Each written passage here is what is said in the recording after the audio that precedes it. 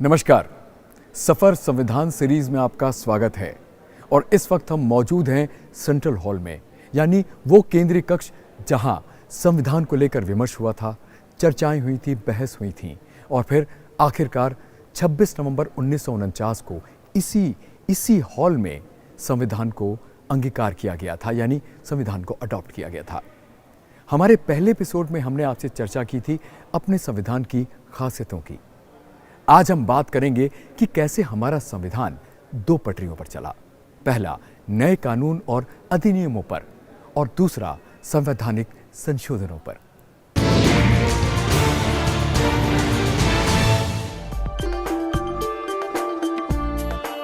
संविधान बनाते वक्त उसके निर्माताओं के सामने कई गंभीर मुद्दे थे जिनसे उन्हें काफी जूझना पड़ा था। उन्हीं में से एक थी भारत की सामंती व्यवस्था, जिसने स्वतंत्रता से पहले देश के सामाजिक ताने बाने को काफी चोट पहुंचाई थी। इस व्यवस्था के तहत जमीन का मालिकाना हक कुछ ही लोगों के पास सिमटा हुआ था और एक बड़ा तबका अपनी बुनियादी जरूरतों तक के लिए इन पर निर्भर था। आजादी के बाद सरकार इस असमानता को खत्म करने के लिए कई भूमि सुधार कानून लेकर आई, जिसमें जमींदारी उन्मूलन कानून 1950 भी था। असल में उन दिनों किसानों के हितों की अनदेखी बहुत सामान्य बात थी। उनका दुख, अपमान और गरीबी दिन ब दिन बढ़ती जा रही थी। ऐसा नहीं था कि उस समय के अंग्रेज शासकों का इस पर ध्यान नहीं था। उन्होंने कई बार किसानों की जमीन और लगान के उचित इंतजाम करने की बात कही जरूर, लेकिन हुआ कुछ भी नहीं। अंग्रेज शासकों को लगता था कि अगर वो जमींदारों के साथ सहज और उदार रहेंगे तो वो भी किसानों को नहीं सताएंगे, लेकिन यही उनकी सबसे बड़ी भूल थी। जमींदारों ने हमेशा किसानों का शोषण किया, दोहन किया।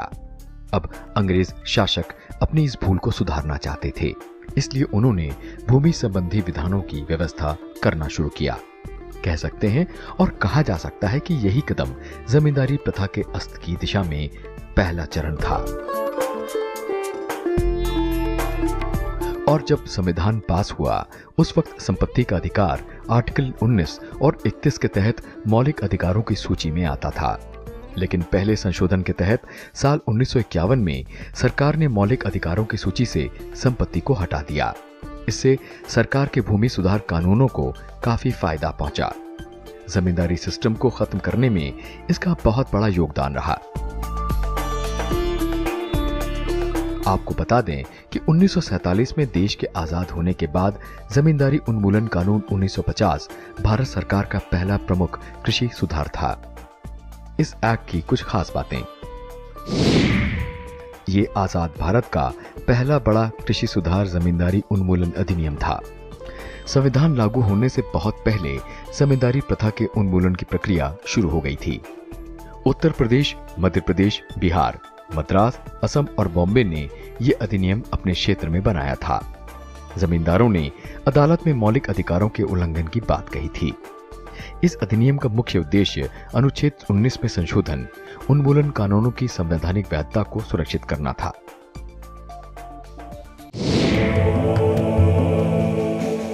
संविधान प्रथम संशोधन अधिनियम। आजादी के बाद जमींदारी उन्मूलन और भूमि सुधार कानूनों को एक प्रगतिशील कदम माना गया था, पर सरकार के सामने इस मुद्दे पर तमाम चुनौतियां आई थीं, समस्याएं आई थीं। इस कानून को अदालत में चुनौती दी गई थी और पहली चुनौती थी कामेश्वर सिंह बनाम बिहार राज्य, जहां इस कानून को इस आधार पर चुनौती दी गई थी कि ये आर्टिकल 14 का वायलेशन है और जमींदारों के साथ भेदभावपूर्ण व्यवहार करता है। पटना हाई कोर्ट ने इस भूमि कानून को आर्टिकल 14 के उल्लंघन के रूप में देखा था। ऐसे जजमेंट से सरकार के लिए परेशानी खड़ी हो गई थी। उसे लगा कि इस सूरत में सारे कृषि सुधार कार्यक्रम खतरे में पड़ जाएंगे, तो कृषि सुधार कानूनों को विधायिका ने वर्ष 1951 में संविधान में संशोधन कर 9वीं अनुसूची में डाल दिया। इस तरह संविधान के अनुच्छेद या आर्टिकल 31B ने यह सुनिश्चित किया कि 9वीं अनुसूची के किसी भी कानून को अदालतों में चुनौती नहीं दी जा सकती और सरकार भूमि और कृषि कानूनों में सुधार करके सोशल इंजीनियरिंग के कार्यक्रमों को तर्कसंगत बना सकती थी। Ownership and control over the large extent of people were in the hands of few people. So the government of India made certain legislations, and all these legislations are naturally challenged in the Supreme Court. Most of the legislation, they are on the basis of the fundamental violation of the fundamental rights enumerated in the Constitution. So then the 9th schedule was is carved out, and such legislation which are included in the 9th schedule shall not be subjected to judicial review, or cannot be the provisions of those legislations cannot be challenged on the ground of violation of the fundamental rights. 9वीं अनुसूची या article 31B की अवधारणा पूर्व प्रधानमंत्री जवाहरलाल नेहरू ने रखी थी। अब तक इसमें 284 कानून शामिल किए गए हैं। हालांकि हाल के दिनों में एक महत्वपूर्ण फैसले में सुप्रीम कोर्ट ने माना है कि 9वीं अनुसूची में डाले गए कानून न्यायिक समीक्षा से पूरी तरह से परे नहीं है। सुप्रीम कोर्ट ने कई केंद्रीय और राज्य कानूनों की वैधता जांचने के बाद ये बात कही।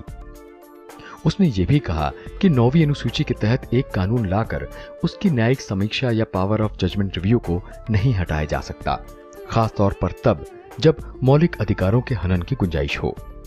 सुप्रीम कोर्ट के मुताबिक 24 अप्रैल 1973 के बाद 9वीं अनुसूची में शामिल ऐसे सभी कानूनों को मौलिक अधिकारों या बुनियादी संरचना सिद्धांत यानी बेसिक कॉन्स्टिट्यूशनल स्ट्रक्चर के उल्लंघन की कसौटी पर जांचा जाएगा।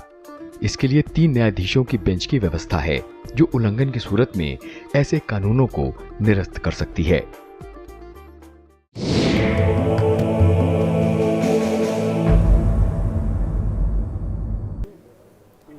भारत की पूरी चुनावी प्रणाली आर्टिकल 324 से लेकर 329 के बीच के प्रावधानों पर खड़ी है और संसद ने इन शक्तियों का इस्तेमाल करके रिप्रेजेंटेशन ऑफ पीपल्स एक्ट 1950 और 1951 तथा परिसीमन आयोग अधिनियम 1952 जैसे कानून बनाए। 2017 में इन कानूनों में सबसे ताजा बदलाव किए गए। आरपीए एक्ट 1950 के तहत मतदाताओं की योग्यता, मतदाता सूची तैयार करना, निर्वाचन क्षेत्रों का परिसीमन, संसद और राज्य विधानसभाओं में सीटों का आवंटन आता है। आरपीए एक्ट 1951 में 2017 में कई संशोधन किए गए।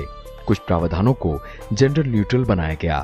विदेश में रह रहे मतदाताओं को प्रॉक्सी के माध्यम से वोटिंग राइट्स भी दिए गए। इस एक्ट के तहत चुनाव कराना, चुनाव कराने के लिए प्रशासनिक मशीनरी की व्यवस्था करना, चुनाव अपराध रोकना, चुनावी विवाद देखना, उपचुनाव कराना, राजनीतिक दलों का पंजीकरण कराना इस एक्ट के तहत ही आता है। कह सकते हैं कि यह अधिनियम भारतीय लोकतंत्र के सुचारू संचालन की रीढ़ है।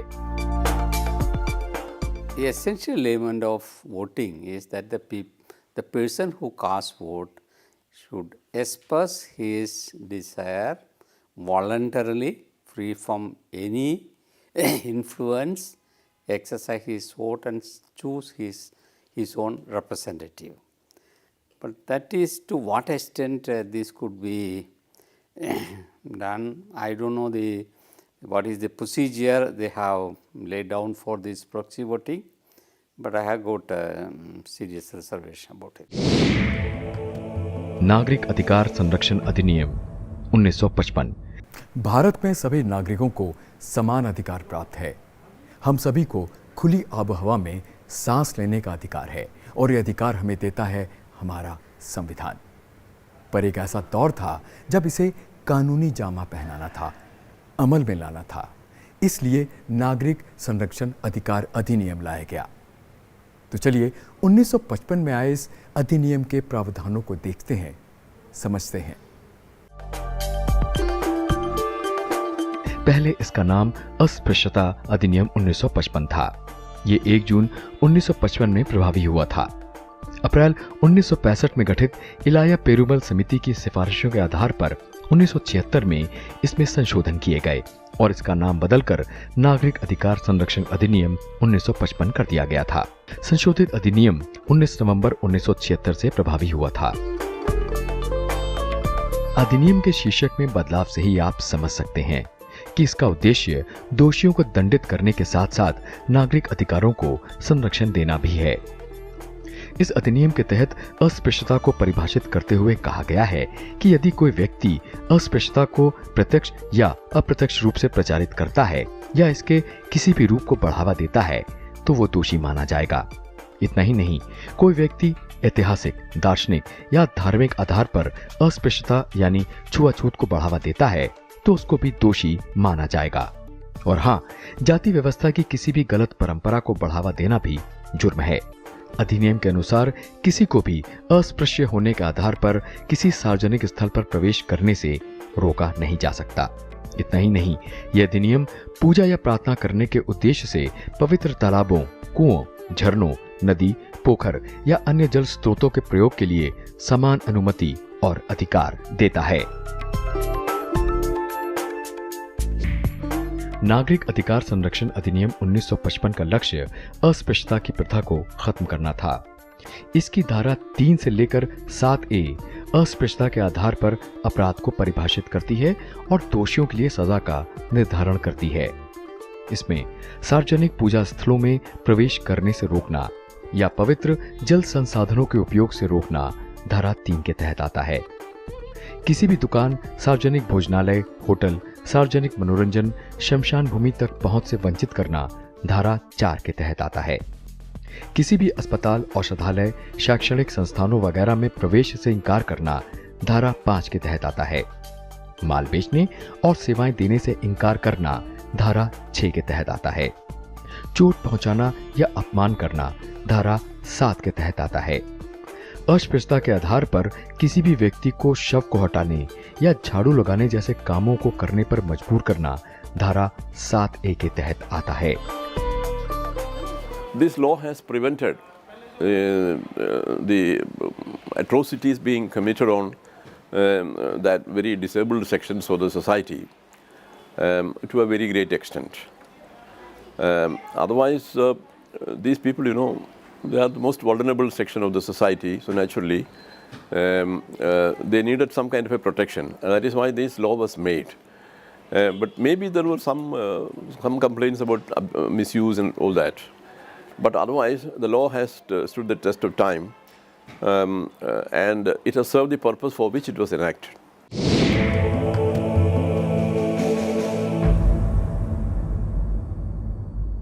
और अब बात स्टेट रीऑर्गेनाइजेशन एक्ट 1956 की।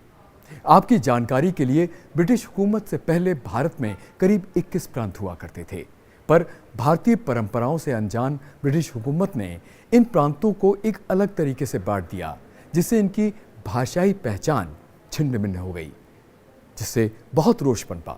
फिर 1920 में जब महात्मा गांधी ने आज़ादी के आंदोलन की अगुवाई की तो ये भाषाई अस्मिताओं की बातें और मुद्दे एक बार फिर से परवान चढ़े। बात 1928 की है, जब मोतीलाल नेहरू की अध्यक्षता में एक समिति बनी थी। इस समिति ने भाषा, जनभावना, जनसंख्या, भौगोलिक और वित्तीय स्थिति को राज्यों के गठन का आधार माना था।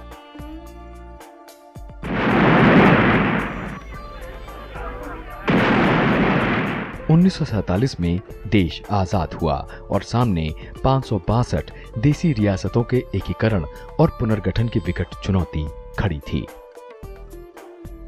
उसी बरस श्यामकृष्ण धर आयोग का गठन किया गया, जिसने इस मुद्दे पर जमीन पर काफी काम किया। श्यामकृष्ण धर आयोग ने भाषाई आधार पर राज्यों के पुनर्गठन का विरोध किया था। उसका जोर प्रशासनिक सुविधाओं को आधार बनाने पर था, लेकिन जन भावनाओं को देखते हुए उसी बरस जेबीपी आयोग का गठन किया गया।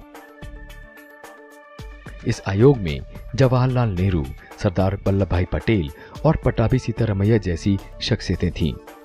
इस आयोग ने जनता की आपसी सहमति, आर्थिक और प्रशासनिक हालात को समझते हुए भाषाई आधार पर राज्यों के गठन का सुझाव दिया था। इसी का नतीजा था कि 1953 में आंध्र प्रदेश को तेलुगु भाषी राज्य के तौर पर पहली बार बनाया गया। 22 दिसंबर 1953 में न्यायाधीश फजल अली के अध्यक्षता में पहले राज्य पुनर्गठन आयोग का गठन हुआ। इस आयोग में न्यायाधीश फजल अली, हृदयनाथ कुंजरू और के.एम. पनिक्कर थे। इस आयोग ने 30 सितंबर 1955 को अपनी रिपोर्ट सौंपी। सरकार ने इसकी संस्तुतियों को कुछ सुधार के साथ मंजूर कर लिया। 1956 में राज्य पुनर्गठन अधिनियम संसद ने पास किया। इसके तहत 14 राज्य और 6 केंद्र शासित प्रदेश बनाए गए। 1960 में पुनर्गठन का दूसरा दौर चला। 1960 में ही बंबई राज्य को विभाजित कर महाराष्ट्र और गुजरात का गठन हुआ। 1963 में नागालैंड का गठन हुआ। 1966 में पंजाब का पुनर्गठन हुआ और उसे पंजाब, हरियाणा और हिमाचल प्रदेश में बांटा गया। 1972 में मेघालय, मणिपुर और त्रिपुरा बने। 1987 में मिजोरम राज्य का गठन किया गया। केंद्र शासित राज्य अरुणाचल प्रदेश और गोवा को पूर्ण राज्य का दर्जा दिया गया। सन 2000 में उत्तराखंड, झारखंड और छत्तीसगढ़ अस्तित्व में आए।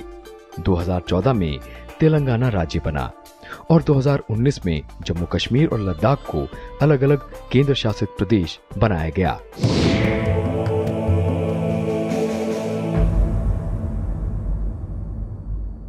दुनिया में तमाम ऐसे धर्म हैं जहां शादी या विवाह को कॉन्ट्रैक्ट माना गया है।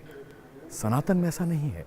सनातन में शादी या विवाह 16 मूल परंपराओं में से एक है, जहां पति और पत्नी का रिश्ता समाज का आधार होता है। पर कई बार इन रिश्तों में भी दहेज, हत्या जैसी कुरीतियां आ जाती हैं। इनके खिलाफ कड़े कानून बनाए गए। दहेज निषेध अधिनियम 1961 ऐसा ही एक कानून है। आइए इसके प्रावधानों को देखते हैं। संविधान हर नागरिक के हित का हामी है। किसी के साथ अन्याय ना हो, इस पर खास बल दिया जाता है। इसी विचार से जन्मा है साल 1961 में आया दहेज निषेध अधिनियम। अधिनियम की बारीकियों को समझें, उससे पहले दहेज की परिभाषा को जानते हैं। ये परिभाषा कहती है कि कोई भी ऐसी संपत्ति या मूल्यवान वस्तु जो शादी के समय दी जाती है, उसको दहेज कहते हैं। कानूनन दहेज देने और लेने वाले दोनों ही दोषी हैं और दोषी पाए जाने पर कारावास और जुर्माना दोनों का प्रावधान है। देखते हैं इस अधिनियम की कुछ मुख्य धाराओं को। धारा 2 के अनुसार दहेज का मतलब है कोई भी मूल्यवान संपत्ति प्रत्यक्ष या अप्रत्यक्ष रूप से देना। धारा 3 के अनुसार दहेज लेने या देने का अपराध करने वाले को कम से कम 5 बरस के कारावास के साथ में कम से कम 15,000 रुपए या उतनी राशि जितनी कीमत उपहार की हो, इनमें से जो भी ज्यादा हो। धारा 4 के अनुसार अगर किसी पक्षकार के माता पिता, अभिभावक या रिश्तेदार प्रत्यक्ष या परोक्ष रूप से दहेज की मांग करते हैं तो उन्हें कम से कम 6 महीने और ज्यादा से ज्यादा 2 बरस की कारावास की सजा और 10,000 रुपए तक जुर्माना हो सकता है। धारा 8A के अनुसार अगर घटना से 1 बरस के अंदर शिकायत की गई हो तो न्यायालय और पुलिस रिपोर्ट या पीड़ित द्वारा शिकायत किए जाने पर अपराध का संज्ञान ले सकेगा। 8B के अनुसार दहेज निषेध अधिकारी की नियुक्ति राज्य सरकार द्वारा की जाएगी, जो बनाए गए नियमों का अनुपालन कराने या दहेज की मांग के लिए उकसाने या लेने से रोकने या अपराध करने से संबंधित साक्ष्य जुटाने का काम करेगा। तो ये थे 50 और 60 के दशक में बने कुछ खास अधिनियम या कानून, पर जैसे जैसे वक्त गुजरा इन्हें और मजबूत बनाने पर भी बल रहा और इस तरह संवैधानिक संशोधनों का सिलसिला शुरू हुआ। इस काल में हुए कुछ खास संशोधनों की फहरिस्त में हैं। संविधान प्रथम संशोधन अधिनियम 1951। अभिव्यक्ति के मूल अधिकारों पर उचित प्रतिबंध की व्यवस्था की गई। संविधान में 9वीं अनुसूची को जोड़ा गया। संविधान द्वितीय संशोधन अधिनियम 1952। 1951 की जनगणना के आधार पर लोकसभा में प्रतिनिधित्व को पुनर्व्यवस्थित या रीऑर्गेनाइज किया गया। संविधान तृतीय अधिनियम 1954। 7वीं अनुसूची को समवर्ती सूची की 33वीं एंट्री की जगह पर खाद्यान्न, पशुओं के लिए चारा, कच्चा कपास और जूट को रखा गया। संविधान चौथा संशोधन अधिनियम 1955। व्यक्तिगत संपत्ति को लोकहित में राज्य द्वारा लिए जाने की स्थिति में न्यायपालिका की समीक्षा से बाहर रखा गया। संविधान 5वां संशोधन अधिनियम 1955।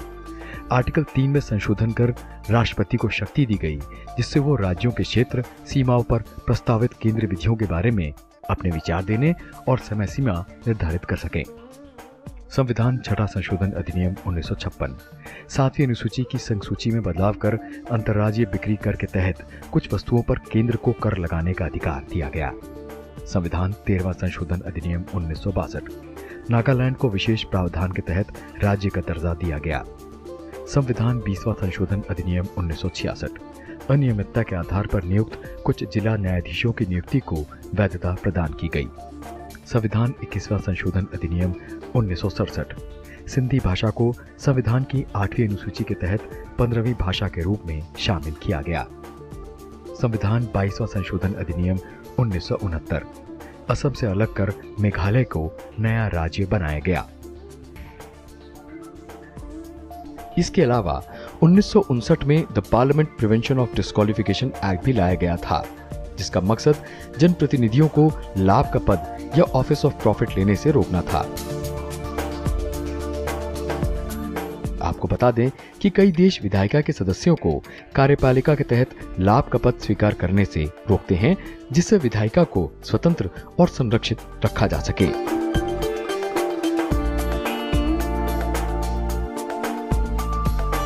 The parliament prevention of disqualification act 1959 को इस तरह से परिभाषित किया गया है। An act to declare that certain offices of profit under the government shall not disqualify the holders thereof for being chosen as or for being members of parliament. It is important because parliament members deals with it is a sort of critical analysis of the governmental action. The parliament is the place where the members should raise their voice against any inaction, illegality, wrong thing done by the government. Such people, such persons should not have any vested interest. Suppose he is a member of anything, receiving any profit from any corporate lobby or any other position, enjoying the other benefits, he is likely to show a certain amount of bias. So, that bias he should not. He should be a free person.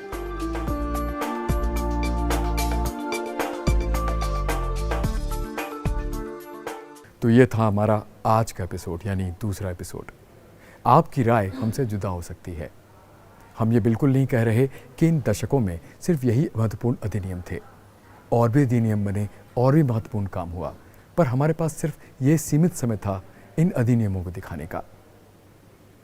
तीसरे episode में हम फिर हाजिर होंगे 70 के दशक के बने कुछ खास अधिनियमों को लेकर।